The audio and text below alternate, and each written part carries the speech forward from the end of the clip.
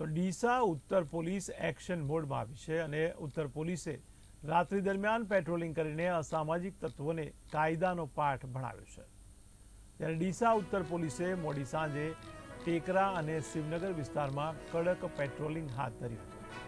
ત્યારે ઉત્તર પોલીસ સ્ટેશનના મહિલા પીઆઈ અને દક્ષિણ પીઆઈની કડક કાર્યવાહીથી અસામાજિક તત્વોમાં હવે ફફડાટ ફેલાયો છે। ત્યારે ડીસા ઉત્તર દક્ષિણ પોલીસે શહેરમાં ગેરકાનૂની પ્રવૃત્તિઓ અટકાવવા માટે સંકલન સાથે કડક કાર્યવાહી હાથ ધરવામાં આવી રહી છે, જેમાં ડીસા શહેરમાં ચોરી, લૂંટ, સામાન્ય બોલચાલમાં મારામારી જેવી ઘટનાઓ પર અંકુશ લાવવા માટે અસામાજિક તત્વો સામે કડક કાર્યવાહી હાથ ધરાતા શહેરીજનો પણ હાશકારો અનુભવી રહ્યા છે।